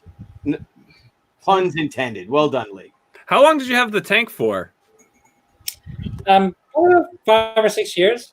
It's because it's funny. It's like if you watch, there was a horrible, really horrible documentary that came out last year called "The Toys That Made Us," and many things that they really messed up on that. Like, and I sum up the documentary by saying this: that the opening line is, "I was born in Springville, Maine, and I grew up in Springville, Maine. I don't know where Springville, Maine is." So on. So what they even the Toys That Made Us made it sound like Peter and I got a check, and I went out and bought a tank. It just didn't happen that way. But I was a fan, and it sort of happened by a series of accidents, because it was after we had produced worked on the first Turtle movie that I met people that I bought the tank. But I love that. I actually had it up in the woods of Worthington, Massachusetts, where I lived for probably 4 or 5 years. And I would because you have to drive it to make sure everything's working right. So I'd drive it times a week down through the woods and stuff. And it would kind of freak the neighbors out a little bit. Great. Did that 37 gun work? The 30 millimeter was what they did was the 30 caliber on the top worked good because it was it had the twin thing you sort of push and it would fire rapid fire. But the settling the same propulsion unit for movie effects that went into 30 millimeter, it just didn't make the explosion that you think out of the front barrel of the 30 millimeter cannon. So it was one of those things that you just sort of fuck it, you just try it around. It's funny though. I remember growing up as thinking if I was in combat, many of the heroes that I admired in service, I always thought a tank would be a great place to be till you actually sat in a tank and you went I wouldn't want to be in here. This is a death trap. Yeah. It was pretty scary. Rolling coffins, those things could be. Dude. But I got on another note. Spirit Scar had asked in the chat. He kind of brought up. It says right here. ask? He had a question about Jim Henson, especially with the first Turtles movie, and wanted to know if you had met Jim Henson and worked with him. We did, and I met Jim a couple of times and very lucky in that sense, because it was really, when Peter and I, through the very quick evolution of the success of the toys and the cartoon series, when the idea of the live action movie came about, we were very fearful because we, and speak about all of us, had seen superhero movies that would just fell so far short of anything we'd hoped for, and usually because you could never believe in the costumes or the reality of what you could never get past those realities. And so it was we were fearful, how do you bring to life these characters and make them work? And that was through the magic of Jim Henson. And Jim Henson only came on board because of director Steve Barron. Steve Barron had worked on Jim Henson's Storyteller episodes, as well as doing so many fantastic music videos like Dire Straits' Money for Nothing and Gene and a lot of other things. And so Jim Henson was resistant at first because he felt that it's the violence and the action and the martial arts aspect really concerned him, because he was not a fan of violence and that kind of aspect. But when he read the story, especially the one that Steve and writer Todd Langdon wrote, adapted from the comic books, that there was a great heart in there of family and aesthetic and so many of those things. And so Jim Henson came on board, and most of the creations and the innovations that were literally created to bring those characters to life were created to bring those characters to life. So they patented a number of things for the animatronics and so on and so forth, including the fact that you had to have this big mechanical unit. Luckily, our characters had shells, so they have this big mechanical unit that they could hide within the shell that would work all of this stuff. So, but he embraced it at the end. And in fact, Brian Henson, his son, was second unit director on the film, and Jim and Steve and Brian were responsible for making that movie happen in every way that it did. I sent you guys a link, which I think you guys put out, because I'm not really very much of a shill. I'm terrible at it, right? So I'll explain it a little bit. For the last 7 weeks, or actually a little bit longer, but Kevin and I did a bunch of retrospectives on all of this. So I know people have questions, and it's great to answer any of them. But if you want to hear about all of this stuff, including Kevin and I talked about Jim Henson for quite some time and being on set and all that stuff. We actually talked about it on those series of chats. They're called Two Pals Chat, and people can kind of go over to Meta Studios, our YouTube channel, and have a listen, because some of the stories of being on set are pretty crazy, and some of them are amazing. I was on set a few times, and I was lucky enough to be around the Creature Workshop and to look at what they were doing. And when you spent a little time watching what they did, you're like, God, who thought of this? Right? I think people think that Jim Henson was like Muppets, and he put his hands in a sock puppet and did it, right? Yeah, he did that when he very first started. But after a while, what those guys were doing in the Creature Workshop was crazy. And that was 1989, 90 kind of thing. That was when they'd already done it, right? At this point, they were really sophisticated with animatronics and crazy stuff like that. And then one of the things that we talked about was just sort of our perspective on the day that we heard that he died. He passed away when he was working on the film, and that's pretty sad. That was wow. I think everyone in the country in the world kind of was shocked, because that was guy, right? And it was really sad. Well, I mean, look at what he created. Yeah. I mean, he really created just a media that is still thriving today. Yeah. That is still handling so many special effects and stuff. I mean, he brought something special in everything that he did, and he made us believe. And what they did is, myself at 6 years old. Yeah, 6 years old when that movie came out. I mean, I thought they were real. I literally stood in the middle of my street, I'm gonna lift that sewer cap. I'm going in, guys. They're real. I'm going in. When I was a teenager, right, I used to go out every Saturday and Sunday, and we would play football outside all the time, right? So we would be outside the whole day. It was on a Saturday, actually. We'd finish. We had been playing all day. We would go and buy beer because the drinking age is 18 there, so you could get away with it when you were 16. Go get some beer and then come home and drink beer and watch the Muppet Show. And it was every single week. And for a 16-year-old, you figure, oh, well, we're too cool for the Muppet Show. It's like, no, the Muppet Show is hilarious, man. So we used to sit there and watch the Muppet Show every week. It was great. It's great. Dude, that still holds up today. I don't know if you guys ever tried watching it, but it still holds up today because it was so well written that kids could watch it. Like you could have your kid watch it and be okay with it, but the innuendos and things that were there, it was like, that's right. I get that now. That's clever. Right. You are sneaky puppeteers, my friends. I have a crazy question. Like I told myself that if I ever had the opportunity, like I would absolutely ask this. Again, huge Turtles fan. But my favorite character outside of the Ninja Turtles had to be Usagi Yojimbo, and I am absolutely just I'm wondering how that came to be. Like I don't know if that's in the videos that you put, but I don't remember reading anything about how that happened or whatever. But how Stan Sakai, what's up? No, it's a great story, and I'm glad you asked because it was one of those things that, when Peter and I, setting the stage is like a lot of our inspiration was all things in comics, but you could center on things like Dave Sims' Cerebus. Cerebus was a parody of Roy Thomas and Barry Smith's Conan, and it was an aardvark animal character, black and white comic book, 2 color covers, that kind of stuff that came out in 1976.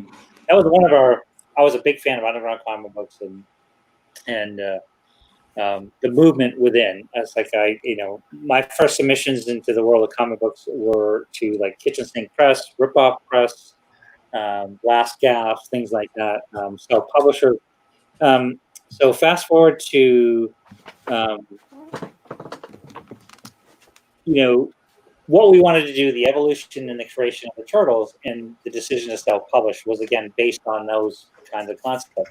So we self-published the first issue, and it sold out, fortunately and luckily for us. And we did a second printing; it sold out, fortunately and luckily for us. And so by the time we did issue 2, I think issue 1 second printing was 6,000 copies. By the time we did issue 2, the sales were 15,000 copies, and there was enough money that Peter and I basically did some calculations. We figured that, like, well, if we did 6 of these a year, we would basically make around $2,000 each. We could make enough money to pay our rent and for our comic books for a living, so we could be, following the footsteps of our hero Jack Kirby. So this was the beginning of the boom. Eventually led to the bust of black and white comic books. So May of 1984, Turtles 1 comes out. November of 1984, Albedo number 2 comes out, which features a 10-page story. I think it was a 10-page story featuring a character called Usagi Yojimbo that Stan Sakai did. Right. The next year, we were into 1985. We started doing a couple local conventions, and Stan Sakai was at some of these conventions. We were already huge fans of Usagi, and because we were kind of like funny animal guys, it's like you'd have all the other guests sit around the important parts of the convention. But we were kind of over near the bathrooms, like Stan. so like, hey, put the funny animal guys over there, because who gives a shit about those guys? And so for the first, 4 or 5 shows that we went to, we'd sit with Stan Sakai, and he's just like, if anybody has ever met Stan Sakai, it's like, if you could vote for the nicest guy and the most professional and the most, just the most amazing guy in comic books, I would vote for Stan Sakai. I know we all. He is. And so we'd always sit next to Stan. So as the Turtles grew in popularity, again, we were big fans. We did crossovers, we did stuff like that. Toys. You got a Usagi Yojimbo toy underneath the Turtles name. Well, that's what we did is like, so because we were so pro creator at that time that when we as the Turtles grew as a toy concept and a cartoon concept, we wanted to bring in other animal mutation concepts. So we said we'll bring in Usagi Yojimbo, but it had to be under limited license that Stan still retained and controlled full ownership of all things Usagi. So we brought him into the regular Turtle series. He was made into a toy. He was paid directly for his profits from the sales of those toys. So he was part of the Turtles universe for a considerable amount of time, and to all of our good benefit, because we all love Usagi dearly. And I think he's almost produced 200 issues on his own. But what's more fantastic is Ciro Neely, who is the main executive producer on the 2012 Nickelodeon series, which I adore. I think this is one of my favorite Turtles animated series. He's a huge Usagi fan, so he fought for, we all did, but mainly Ciro led the charge for 3 years to get Usagi brought into the Turtle universe once again, but only in the sense that Stan could retain all creative control and all the success from his character. Yeah. So they did a 3-part episode that came out in 2017, and so Stan was then brought back into the Turtle universe with full ownership, as it should be, and we love Stan dearly. Billy has a whole collection of toys, and he has a Jimbo in there. Yeah, I got original ones. I got a whole box of them. I think I got stuff from 1991. I wanted to show, and I can't find it. Of course, I have. Hey Billy, while you're looking for those, I got you talk about funny animal books. I mean, you guys started a trend, and it's kind of something that I tend to collect. Whoops, I hit the wrong thing here. My apologies. But what were your thoughts on some of the other books coming out, such as let's see, I've got here Adolescent Radioactive Hamsters. Oh my god. One of my favorites. Teen Dirty Jean Kung Fu Kangaroos. Wait a minute. I just was getting to those. Yeah. Issues 1 through 3 here I've got. And the green screen's not going to let you see all of it. But I mean, and then Dinosaurs for Hire, which was pretty cool too. That was Malibu, right? It was a subsidiary of Malibu. Well, the long and short of it is, like, in my opinion, that how do I say that? When Marvel should have sued us, they didn't. But the Turtles were influenced by a wide variety of creation. Whether it be the New Mutants, of course, Frank Miller's Daredevil, Frank Miller's Ronin, which I blatantly ripped off his cover when I did the cover of issue 1, to the New Mutants, Daredevil, a lot of other influences that were sort of brought into the concept of our parody of the comic, but then we kind of moved away from that in issue 2, and then so on and so forth. But the thing was that, like, I think there was the success of the Turtles as a black and white comic book that succeeded, and let me carefully phrase that as that it succeeded, whereas suddenly one of the 3,000 copies that we did of the first issue was highly collectible because you couldn't find them anywhere. And so suddenly went up to $25. So suddenly you had this thing where people started coming up with these adjective, noun titles, sort of trending on the collectability of it. But not all of that was the case. Like I honestly believe, like, that, radioactive adolescent radioactive black hamsters was sort of following in the footsteps of us, in that we just wanted to be cartoonists. We had to find our way into the business. So there were a number of them that were sincere in that they wanted to find their way into the business and fulfill their dream to tell comics. But then there's someone who's doing it for quick money. And so, unfortunately, most of those aren't here right now, and the Turtles still are. Well, I loved Turtles when it went to when they brought it back from the Image title, and it had like that dark feel again. And I'm not talking about the small crossover with Savage Dragon. I'm just talking about when Image actually came out and did that 24 issue run. I actually like that series, but man, nothing compares, other than the original, of course, to what they're doing in IDW right now.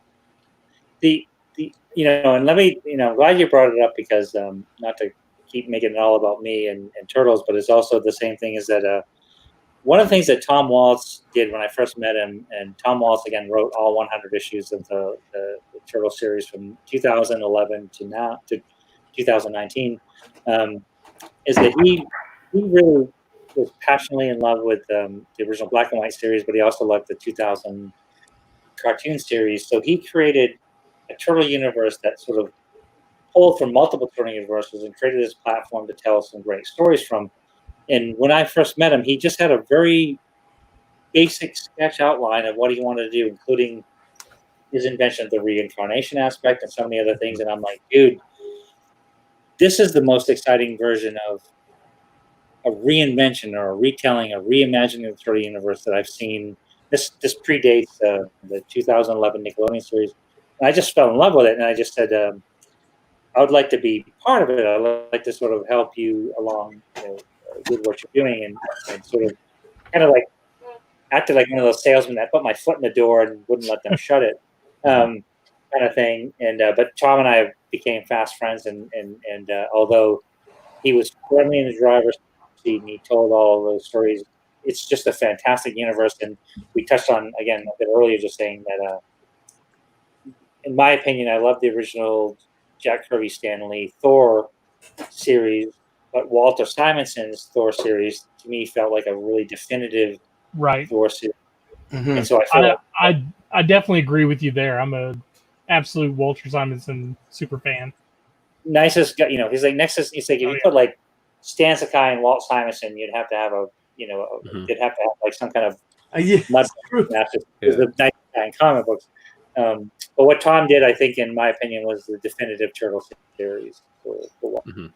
Well, when they did the next mutation, the live TV show, and they brought, I believe, a horrible character with Venus in, a horrible character. But then in IDW, you guys, Jenica, who was a great character. I feel that Jenica is a great character, but I mean, it's light, night and day basically between the two. And go ahead. The clusterfuck we call the nice. You should tell us how you really feel. I'm thinking. No, that's and I'm being sincere at this point. Is like Pete and I worked with New Line Cinema on a fourth Turtle movie, and the fourth Turtle movie introduced a fifth Turtle character, a male Turtle character called Kirby, and it was sort of drifted further downstream, and it was this whole thing. It was an homage to Jack Kirby, but it was like he was kind of like a more refined version of Slash in the Turtle universe and those kind of things. And that movie never went forward, and so that deal kind of died. And so when Chaim Saban and Margaret Lesh and from Fox Kids came on board, and they wanted to develop a new live-action Turtle series, we looked at that idea, and that was actually the impetus, and that was the foundation for that new idea until around kind of the 11th hour where it was decided that they didn't want another male Turtle, that they wanted a female Turtle. And look, I'm a April O'Neil, Sarah Connor, Lieutenant Ripley, on and on to every strong female character that we've all fallen in love with. I thought a female Turtle would be great. The implementation of what became the next mutation with Venus was kind of forced on the fans in a way that was just not well done. Dan Clark and I worked on the stories. I worked on that story intimately and hard, but it just didn't work out the way that I hoped. And so sort of pushing that to the side when we started developing, Tom and I's wish list, our fantasy, when we started the Turtle series at IDW was to get to issue 50. Mm-hmm. If we get to issue 50, that was like, nice. By the time we get to issue 50, and the fans were still sort of really behind it, supporting it, we introduced this character, Tom did, introduced this character called Jenica, which is a female assassin that was part of the Foot Clan. And we decided she was going to just be a short part of this adventure, but we fell in love with her, and the fans fell in love with her. So as it continued, we sort of felt like, you know what? Because Tom said from day one, I want to find a way to bring a girl turtle back into the turtle universe and make it work because, he believes in that empowerment as well. And so the more we fell in love with Jennica, the more the fans fell in love with Jennica. We spent about 2 years planning for issue 95, which had Jennica transform into the turtle Jennica vis-a-vis the She-Hulk, transfusion sort of thing. So, but no, and we could not be more grateful that the fans have embraced her. So she's a great character. So. That next mutation Saban deal that you're talking about, did that initially include the crossover with the Power Rangers, or was that something that came to you later and made happen? That came later because it's like it was one of the. Well, it's like it came later because the Power Rangers were very similar to the Turtles, but it was like the Turtles were also, even though it was not the best Turtle series, it was also a highly rated Turtle series at that time. And we actually, the reason the series was canceled, not because it was, I guess as bad as it was, because it had some issues, but it was highly rated. But we had a really tough negotiation with Saban where he wanted to control all of the licensing and merchandising, and we just said no. Was it actually Saban or was it the Sun? It was Ryan. Oh, okay. And with all the success of IDW, were you a little upset about the retro primeval version of the cartoon Turtles they came out with just recently, with Raphael having a big snaggle tooth and all that other good stuff, or did you like that? No, it's a difficult thing in because it's a really good question though, because it's like when I worked on around the time that I started working with IDW on the 2011 series, was also around the same time I started working with consulting with Nickelodeon on the 2012 animated series. And they followed very similar paths. Cyril Neely heading up sort of all things animated for the Nickelodeon series, and Tom Waltz really heading up everything for that. Both were successful. I mean, I just remember they showed the first shot of the Turtles as CGI characters. I just got a billion emails, people going like, "Oh my God, you've ruined our childhood. You've destroyed everything. The Turtles can't be CGI. They have to be, animated this way." And the same thing when, we came out the first issue of the IDW, where it was like this reincarnation aspect. There's elements within that first series that destroyed the Turtle universe, but both of those, I felt like both Ciro and Tom, and where we were directing both of those series, kept the heart and soul of each of the characters. So fast forward to with the Rise of the Turtles, after they decided to move away from the 2012 series, which ended in 2017, they wanted to do this reinvention where it was an idea that they actually brought Tom Waltz and I from IDW to consult on it. And the idea was to sort of go into this Big Trouble in Little China sort of aspect, this mystical underworld of mystic Asian martial arts and mystic fables and legends and fantasies. But they felt like all the fans had gone past all the Turtle series, and they were trying to attract a younger audience. But I think what they didn't understand, and they do now, is that fans that support all of the Turtle series are the original fans. And we're lucky that we have younger fans that come in and discover along the way, but it is the original fans that still support the main series. So I love that series. Andy and Ant, the guy that worked on it, it's a fantastic series, but it's for a younger audience that's not us. And to me, I always felt like to Nickelodeon, I said, if you want to do next big successful Turtle series is going to be, do it Netflix Daredevil style. Yes. Edgy. Absolutely. Yes. Now, would it be live action or in animated? I would live action. I think it should be. I think it should be rubber suits with CG enhancement, stuff like that. And I think it should be. It should definitely, because the biggest part of the audience is like, I think it's like, for all of the guys on those panels, like the kinds of stories that we work on, the things that we do, we find that there are younger audiences that love our work, but there are the older audiences that will watch those series because it resonates with them. They want to see their characters in the here and now, which is why I think, what Charlie Ross and what they did with Daredevil was brilliant. That was, to me, Daredevil was my all-time favorite superhero character of all time. So I thought that's well, the last the last few years of Generation X and then the millennials, I mean, we're a very nostalgic generation, and we love seeing, and that's why, well, a lot of us now are, that are in the industry, they are rebooting things, right? You're seeing a lot of reboots, tons of reboots, but the people, many not, but you're getting a lot of that nostalgia, and I would love to see that. I saw there was a rumor a couple of days ago about a live action thing that obviously is not happening, but I would love.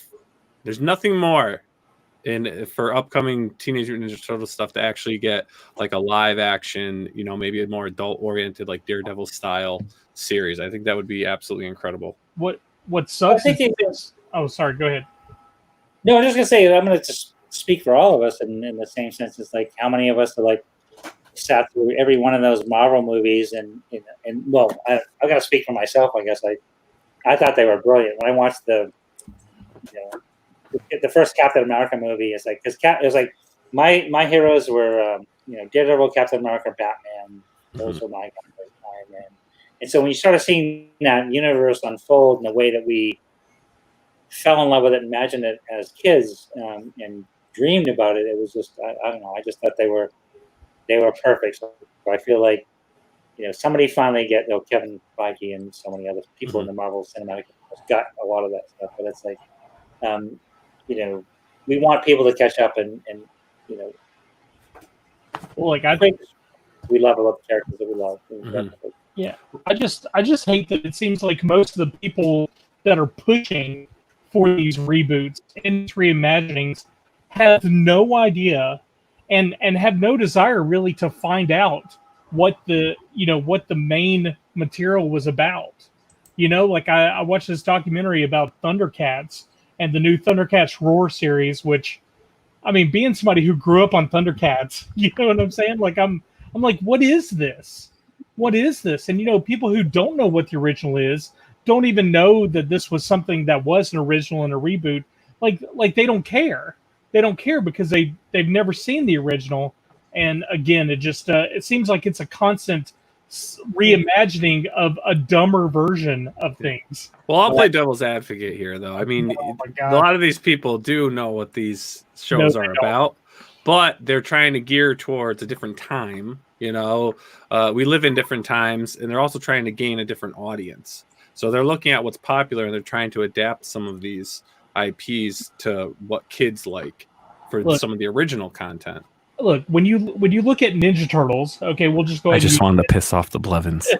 When you look at Ninja Turtles, okay, you see the new Ninja Turtles with the block outline and the snaggletooth and all that stuff, and then you have DC bring like the Batman, the Batman Turtles crossover cartoon from the DC animated universe, and it's incredible. It's incredible. And like, the other doesn't hold a candle to it. And it's like there's obviously somebody who knows what works, but they're given the large amount of money for a continuous series to Joe over here who thinks that, hey, maybe all the turtles should be girls. It's like what are you doing, man? Well, you know what? Let me deflect this to some of my esteemed colleagues, because it's like, I remember when I read Paul's Inhumans outline and what he was doing on Hellblazer and what he ended up doing on Origins, or to all the things Billy's been on top of and part of so many incredible iconic characters and stuff that he sort of brought his perspective into the new universe, which is sort of like both these guys are bringing the creative mentality to the level of our peers, which is like, the stuff that I'm reading is the stuff that they're reading, and the stuff that I want to read is what they're writing, is because that brings us to a level of intelligence which makes it interesting and exciting to me. Because we're, if you're creating your own character, it's one thing, and that's a beautiful thing. But when you're building on the shoulders of our giants, you you pay respect and you make it awesome as you can with that stuff. And Try not to piss on their heads. I definitely think, I definitely think that's how it should Which be. happens way too many times, Kevin. And I mean, Paul's like Inhumans, the whole Jay Lee stuff. I mean, like that was the greatest Inhuman story that I think has ever been. Man who saved Marvel. Yeah, I mean, it was the greatest Inhuman story ever told. Sorry, I had a cough. I mean, really, that was. I mean, like, Paul, I don't know how much you really knew about Inhumans when you did it, but man, you out of the ballpark with that one, man. I mean, it was incredible. Everyone always gets pissed off when I tell them I don't know shit about comics. I don't know anything about them. I had never heard of them before. And so from my perspective, when I lived in Britain, I grew up in the countryside in a caravan, man. I didn't we lived in a little house with no electricity, and I didn't know how to see a comic. Mm-hmm. But I did see my grandmother used to send us one copy of the British reprint of Spider-Man and one copy of the British reprint of Daredevil. So what were my favorite characters? Spider-Man and Daredevil, right? I loved Daredevil. Daredevil was my favorite. But they were very similar. They seemed really similar characters to me. But I really loved Daredevil, right? Because he was blind and I was like, this is amazing. I didn't even understand the idea. But when I did the Inhumans, the bad news is, and I'm really sorry about this, because I don't know that much about that stuff. I honestly didn't know who the Inhumans were. But then I remembered, hang on a minute, isn't that the guy with a tuning fork on his head? I remember that dude, right? The dog with a tuning fork on his head or whatever, right? And so I remember the lady with the hair that punches people. I remember the old Fantastic Four books. I'm like, yeah, I got it. All they did, and this probably speaks well of Jack Kirby, is this is the point when you should just lie.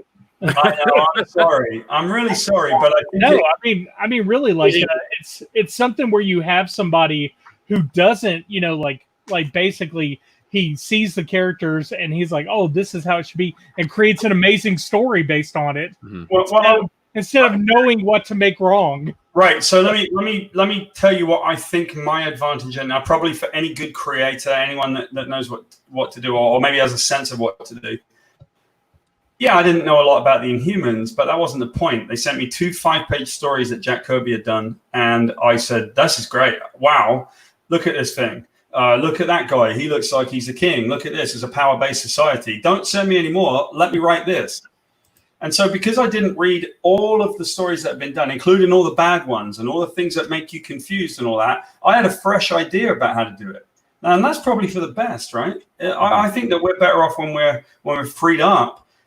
There's something to be said for reading all of the IDW Ninja Turtle comics, right? You've got all of the original comics and all of the takes of it. There's something to be said for it. There's also something to be said for someone coming in who's never seen it before and go, what do you think? And you never know what you might get out of that person. And that's kind of what we did with Inhumans. There's actually a funny story. You know that in Inhumans, there's this character called Karnak the Shatterer, right? Absolutely. And so what happens is, if he's got a glass and he touches the point where it's weak and he shatters the glass, it's kind of the point. So I saw this character, Karnak, and I'm like, oh, right. So he knows where the flaws are and everything. So I'm making the king's advisor. He'll be Black Bolt's advisor. And then if anything goes wrong in town, in Atalan, he'll be telling Black Bolt, like, oh, there's a problem over there. So when the book comes out, all the fans are like, Paul Jenkins is a genius. He made Karnak the advisor to Black Bolt. And I'm like, oh, shit, I thought that's what he did. So, I mean, it just depends, right? It's probably more like, you can be liberated if you don't know that much. Mm-hmm. But the one thing that you shouldn't do, and this is fair, right? Don't crap on what came before. That's the bit that pisses me off. I hate it when people do that.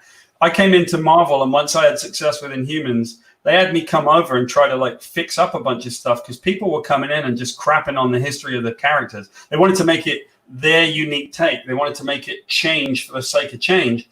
I'm like, don't change everything just because you want it to change. Why don't you just write good, character-based, interesting stories with great art? That should be your formula, not can I turn Spider-Man into a navel-contemplating sad bastard? Like, no one wants that story. That's too difficult, man. You're thinking way too much. Well, guess what? Guess what? When they were in Chapter 11 bankruptcy, they didn't have any choice, so they had to let us write those kind of stories. And guess what worked? Was trusting the creators, letting us do good stories with the characters, making them character-based. And guess what pulled them out of bankruptcy? Was actually character-based stories. Man, Hey guys, mind blown. I just want to say I need to jump. I got to rejoin my family on this. Absolutely. Excellent. It was such an honor, sir, to be able to talk to you. Yeah. It really was. You know, it's like I had a great time. I'm happy to come back. I'm not as often as Paul because Paul's a regular now, right? Is that right? Paul No, has Yeah, I just Paul ordered his is a mug. regular. You know what? I think me and Paul are just going to do a show. Paul has his own dressing room, I think. So I got my own cup. Kevin, you are wonderful. Again, it is an honor for all of us to talk to you. Paul, Incredible. You gave us 2 hours. We promise we won't do that to you next time. Time just got away because we were just having fun, and I'm looking forward to doing our first issue. Let's go over all the first issues of all the, a whole bunch of books. It'd be great. That'd be great, man. I'd love to do the origin of Wolverine. I'd love to do that. That'd be great. That'd be fantastic. Yeah. Well, all kidding aside, is that one thing I know for a fact: if we were all sitting in a restaurant or bar right now, this conversation would not end until like 3 a.m. No shit. A lot of that would probably be my fault, though. I'm just going to be honest. We've just touched the tip of the iceberg. But no, I would love to come back anytime. Incredible. And, talk about everything. But Debbie texted yet, and my wife texted me too because our dog. So I got to go and help her with her. So. I'm saying I got 3 dogs and 2 cats. Yeah. Well, Kevin, thanks so much for coming on the show. Really appreciate it. And we'll reach out to you again when we're ready to have you back on, my friend. Yeah, guys, we'll bring out Ferret Quest. We'll do a live show. We'll release it on this show. That'd be great. Absolutely. All right. And text me about the deadlines when you need that cover, Paul. Yeah, would you guys be? Because I'm telling you, do that live on. I'm going to point to this. You guys want to do Ferret Quest? I'd love it if you did Ferret Quest. Let's do it. Launch party, baby. All right, guys. I love Ferret Quest. All right, everyone. Have a great night. We'll see you all next week with another exciting episode of POPXP. See you guys. See you guys. Bye-bye. Thanks, guys. Cheers. Thank you.